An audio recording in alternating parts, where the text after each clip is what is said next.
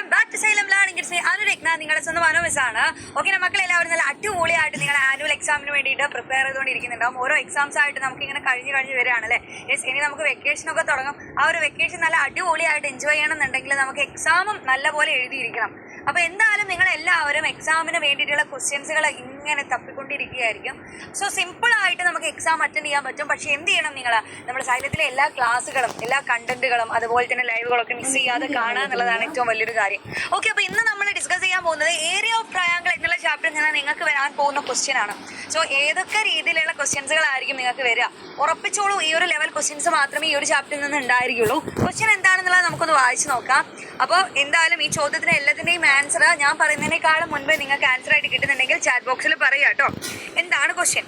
ചുവടെ കൊടുത്തിരിക്കുന്നവയിൽ 12 ചതുരശ്ര സെന്റിമീറ്റർ പരപ്പളവുള്ള ത്രികോണം ഏതാണ് എന്നാണ് question. Okay, which of the following triangle has an area of 12 square centimetre. Okay, അപ്പോൾ ഇതിനകത്ത് ഓരോന്നും നിങ്ങൾക്ക് ഏരിയ കണ്ടുപിടിക്കാൻ അറിയണം. സോ ട്രയാങ്കിളിന്റെ ഏരിയ കണ്ടുപിടിക്കാനാണ് ഈ ഒരു ചാപ്റ്ററിൽ ആദ്യം നിങ്ങൾ പഠിക്കേണ്ട കാര്യം. എന്താണ് ട്രയാങ്കിളിന്റെ ഏരിയ കണ്ടുപിടിക്കാനുള്ള equation? Area is equal to half BH.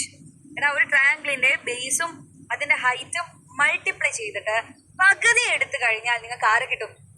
അതിന്റെ ഏരിയ കിട്ടും. സോ ബേസും ഹൈറ്റും മൾട്ടിപ്ലൈ ചെയ്യുക, പകുതി എടുക്കുക. അപ്പോൾ ഓരോന്നിനെയും കണ്ടുപിടിച്ച് നോക്കാമല്ലോ. നമുക്ക് ഓരോന്ന് ഭയങ്കര സിമ്പിൾ ആയിട്ട് കണ്ടുപിടിക്കാൻ പറ്റുന്ന കാര്യമാണേ. നോക്കാം, ഇവിടെ നോക്കിക്കേ, 5ഉം 2ഉം മൾട്ടിപ്ലൈ ചെയ്താൽ 10 കിട്ടും അല്ലേ. 10ന്റെ പകുതി എന്ന് പറഞ്ഞാൽ എത്രയാ? 5. സോ നമ്മളോട് ചോദിച്ചത് 12 സെന്റിമീറ്റർ സ്ക്വയറിന് ഈക്വൽ ആയത് ആര് എന്നാണ്. സോ അത് 5 വരെ, അത് ഈക്വൽ അല്ല. ഇനി അടുത്തത് 8ഉം 3ഉം. 3 8 24ന്റെ പകുതി എത്രയാണ് വരിക? 12 ആണ്. സോ നമുക്ക് എന്ത് കിട്ടി? ഓപ്ഷൻ ബി ആയിട്ട് വരുന്ന ട്രയാങ്കിൾ സെയിം ഏരിയ ആയിട്ട് കിട്ടുന്നുണ്ട്. ശരിയല്ലേ? ഓപ്ഷൻ ബി ആയിട്ട് വരുന്ന ട്രയാങ്കിളിന്റെ ബേസും അതേപോലെ തന്നെ ഹൈറ്റും മൾട്ടിപ്ലൈ ചെയ്ത് പകുതി എടുത്തപ്പോൾ എനിക്ക് ആര് കിട്ടി? 12 സ്ക്വയർ സെന്റിമീറ്റർ ഏരിയയുള്ള ഒരു ട്രയാങ്കിൾ കിട്ടി. സോ ഇവിടെ എനിക്ക് ഉറപ്പിച്ച് പറയാം എന്താണ് ഓപ്ഷൻ ബി ആണ് കറക്റ്റ് ആൻസർ എന്നുള്ളത്. വേണമെങ്കിൽ ബാക്കിയുള്ള ട്രയാങ്കിൾസ് നമുക്ക് കൺസിഡർ ചെയ്ത് നോക്കാം. അപ്പൊ നമ്മൾ നോക്കി വരുവാണെങ്കിൽ സി എന്ന് പറയുന്ന ട്രയാങ്കിൾ നമുക്ക് എന്തായാലും എന്തല്ല, ഇവിടെ തന്നിരിക്കുന്നത് ഹൈറ്റ് അല്ല. സോ നമുക്ക് എന്തായാലും അതിന്റെ ഏരിയ കണ്ടുപിടിക്കാൻ പറ്റില്ല. പിന്നെ അടുത്ത് ഡി നോക്കിക്കേ, ഡിയുടെ ബേസ് 4 ആണ്, ദെൻ ഹൈറ്റ് 3 ആണ്.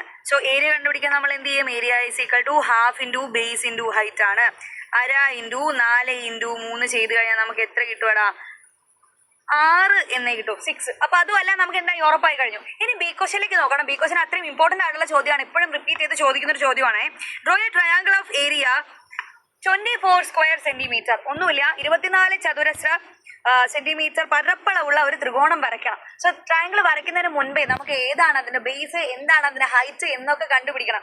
24 സെന്റിമീറ്റർ സ്ക്വയർ ഏരിയയുള്ള ഒരു ത്രികോണം വരയ്ക്കാൻ നമുക്ക് ഒരുപാട് ഓപ്ഷൻസുകൾ ഉണ്ട്. ആ ഓപ്ഷൻസുകൾ നിങ്ങൾ ആദ്യം എന്ത് ചെയ്യുക? മനസ്സിലാക്കി വെച്ച് നിങ്ങൾക്ക് ഏറ്റവും എളുപ്പത്തിൽ വരയ്ക്കാൻ പറ്റുന്ന സെന്റിമീറ്റർ എടുത്തിട്ട് വേണം നിങ്ങൾ ട്രയാങ്കിൾ വരയ്ക്കാൻ. മക്കളൊന്ന് ആലോചിച്ച് നോക്കണേ.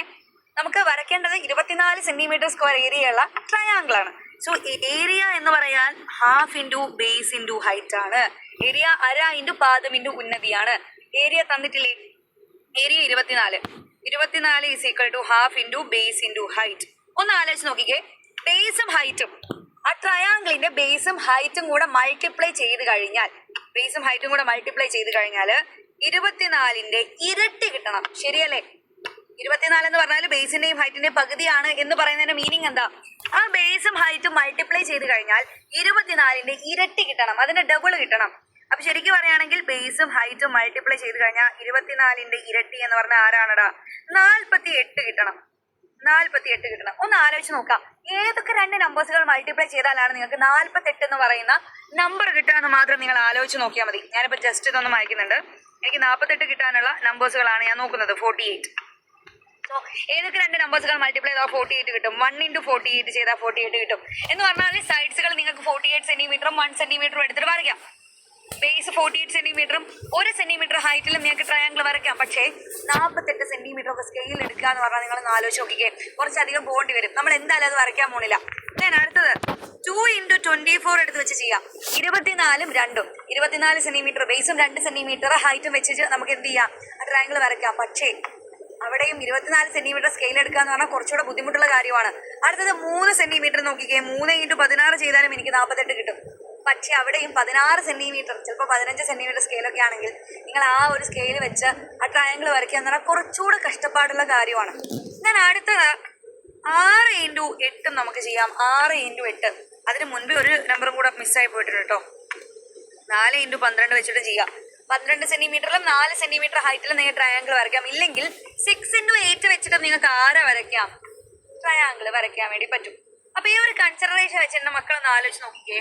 സ്കെയില് വെച്ച് എളുപ്പത്തിൽ നമുക്ക് വരയ്ക്കാൻ പറ്റുന്ന സെന്റിമീറ്റർ 6ഉം 8ഉം ആണ്. സോ നിങ്ങൾക്ക് 6 and 8 സെന്റിമീറ്ററിൽ നിങ്ങൾ എന്ത് ചെയ്യുക? ട്രയാങ്കിൾ വരയ്ക്കാൻ വേണ്ടിയിട്ട് കൺസിഡർ ചെയ്യുക. സോ ട്രയാങ്കിൾ വരച്ചു കഴിഞ്ഞാൽ ഇതുപോലെ ഇരിക്കും. 8 സെന്റിമീറ്റർ നമ്മൾ എന്ത് ചെയ്യുക? സ്ട്രെയിറ്റ് ആയിട്ടൊരു ലൈൻ വരയ്ക്കുക. ഓക്കെ, ദെൻ അതാണ് അതിന്റെ ബേസ് എന്ന് പറയുന്നത്. ദെൻ 6 സെന്റിമീറ്റർ ഹൈറ്റിൽ നിങ്ങൾക്ക് എവിടെ വേണമെങ്കിലും എന്ത് ചെയ്യാം? ആ ഹൈറ്റ് കൺസിഡർ ചെയ്യാം കേട്ടോ. 6 സെന്റിമീറ്റർ ഇവിടെ എടുക്കാം, ഇവിടെ എടുക്കാം, ഇവിടെ എടുക്കാം. നിങ്ങൾക്ക് ഇഷ്ടപ്പെട്ട സൈഡിൽ നിങ്ങൾക്ക് 6 സെന്റിമീറ്റർ എടുക്കാം. എന്നിട്ട് എന്ത് ചെയ്യുക? ആ ട്രയാങ്കിൾ അങ്ങോട്ട് വരച്ചു കഴിഞ്ഞാൽ നമുക്ക് എന്ത് കിട്ടി? 24 സെന്റിമീറ്റർ സ്ക്വയർ ഏരിയയുള്ള പരപ്പളവുള്ള ട്രയാങ്കിൾ നിങ്ങൾക്ക് വരയ്ക്കാൻ വേണ്ടി പറ്റും. ഓക്കെ, ദെൻ അടുത്തൊരു ചോദ്യം, സി ക്വസ്റ്റ്യൻ ഏറ്റവും ഇമ്പോർട്ടന്റ് ആയിട്ടുള്ള ഒരു ക്വസ്റ്റ്യൻ ആണ് കേട്ടോ. എന്താണ്? പരപ്പളവ് 48 ചതുരശ്ര സെന്റിമീറ്റർ ആയ ഒരു ത്രികോണത്തിന്റെ ഒരു വശം 12 സെന്റിമീറ്റർ ആയാൽ ആ വശത്തേക്ക് എതിർമൂലയിൽ നിന്ന് ഉയരം എത്ര എന്നാണ് ക്വസ്റ്റ്യൻ. സോ ഇത് ഏറ്റവും ഇമ്പോർട്ടന്റ് ആയിട്ടുള്ള ഒരു ചോദ്യമാണ്. ഉയരം കണ്ടുപിടിക്കാനുള്ള ക്വസ്റ്റ്യൻ ആണ്. ഭയങ്കര സിമ്പിൾ ആയിട്ടുള്ള ക്വസ്റ്റ്യനും കൂടിയാണ്. ശ്രദ്ധിക്കണം, ഏരിയ 48 ആണ്, ഒരു വശം 12 ആണ്. ഓക്കെ, ഇതിന്റെ ഏരിയ 48 ആണ്. ഏരിയ എത്രയാണ്? 48. ഒരു സൈഡ് തന്നിട്ടുണ്ട്, അത് എത്രയാ? ബേസ് തന്നിട്ടുണ്ട്, എത്രയാ? 12. നമുക്ക് ഹൈറ്റ് അറിയില്ല. അപ്പൊ നമ്മൾ എന്ത് ചെയ്യും? Half into base into height ആണ് എന്ത് വരുന്നത്? 48 ഏരിയ വരുന്നത്. ഓക്കെ, അപ്പൊ നോക്കിക്കണം, 1/2 × 12 × ഹൈറ്റ് എനിക്ക് അറിയില്ല കേട്ടോ. ഞാൻ അതുകൊണ്ട് ഹൈറ്റ് അങ്ങനെ തന്നെ കൊടുത്തു. Is equal to 48. ഒന്ന് ആലോചിച്ച് നോക്കാം. 12 2 6 തവണ പോകും. 6h is equal to 48. എടാ, 6 മാങ്ങയുടെ വില 48 ആണെങ്കിൽ ഒരു മാങ്ങയുടെ വില എത്രയാന്ന് കണ്ടുപിടിക്കാൻ നിങ്ങൾ എന്ത് ചെയ്യും? 48നെ 6 കൊണ്ടൊന്ന് ഡിവൈഡ് ചെയ്ത് നോക്കും. 48നെ 6 കൊണ്ട് ഡിവൈഡ് ചെയ്ത് നിങ്ങൾക്ക് എത്ര കിട്ടൂടാ? 8 എന്ന ആൻസർ കിട്ടിയിട്ടുണ്ടായിരിക്കണം. 8. അപ്പൊ വളരെ സിമ്പിൾ ആയിട്ട് നമ്മൾ എന്ത് കണ്ടുപിടിച്ചു? യെസ്, അതിന്റെ ഉയരം എന്ന് പറഞ്ഞാൽ 8 സെന്റിമീറ്റർ ആണെന്ന് കണ്ടുപിടിച്ചു. സോ ഇത്രയും സിമ്പിൾ ആയിട്ട് ചെയ്യാൻ പറ്റുന്ന ക്വസ്റ്റ്യൻസുകളായിരിക്കും നിങ്ങൾക്ക് ഏരിയ ഓഫ് ട്രയാങ്കിൾ ഉണ്ടായിരിക്കാം. സോ നമുക്ക് ഈ ഒരു ട്രയാങ്കിൾ എങ്ങനെ വരയ്ക്കാം എന്നുള്ളത് നിങ്ങൾ ഇപ്പോഴും ചിന്തിക്കുന്നുണ്ടെങ്കിൽ ഇതിനൊക്കെയുള്ള ആൻസർ ആയിട്ട് ഞങ്ങൾ ഇന്ന് ലൈവിൽ വരുന്നുണ്ട്. അപ്പം ഇന്ന് നമുക്ക് മെഗാ മാരത്തോൺ ഉണ്ട്. 7 മണിക്കാണ് നമ്മൾ സ്റ്റാർട്ട് ചെയ്യുന്നത്. സോ എന്റെ കൂട്ടുകാരോടൊക്കെ എനിക്ക് പറയാനുള്ളത്, നിങ്ങൾ 7ാം ക്ലാസ്സിൽ നിന്ന് 8ാം ക്ലാസ്സിലേക്ക് പോകുന്നവരാണ് അല്ലേ. സോ 8ാം ക്ലാസ്സിൽ എത്തുന്ന സമയത്ത് ബേസിക് ആയിട്ടുള്ള കാര്യങ്ങളൊക്കെ നമുക്ക് ആദ്യമേ പഠിച്ചു തുടങ്ങിയാൽ നമുക്ക് സിമ്പിൾ ആയിട്ട് നിങ്ങൾ ആനുവൽ എക്സാമും നിങ്ങൾക്ക് വരാൻ പോകുന്ന NMMS എക്സാം വരെ ക്രാക്ക് ചെയ്യാൻ പറ്റും. സോ താഴെ കാണുന്ന നമ്പറിൽ ഒന്ന് കോൺടാക്ട് ചെയ്യുക. നല്ല അടിപൊളിയായിട്ട് നമ്മളെ യോദ്ധാ ബാച്ചിലേക്ക് ചേരുക. ദെൻ മറക്കണ്ട, ഇന്ന് 7 മണിക്ക് നമ്മൾ മെഗാ മാരത്തോൺ സ്റ്റാർട്ട് ചെയ്യും. അതേപോലെ എല്ലാ ക്വസ്റ്റ്യൻസുകളും മാരത്തോണിൽ കണ്ടിട്ട് മക്കളെ സെറ്റാക്കി പഠിച്ചോളാം. അതിന്റെ കൂട്ടത്തിൽ ഫ്രണ്ട്സിനോട് ഈ ഒരു വിവരം ഷെയർ ചെയ്ത് കൊടുക്കുക. നമുക്ക് ലൈവിൽ വെച്ച് കാണാം. Bye bye.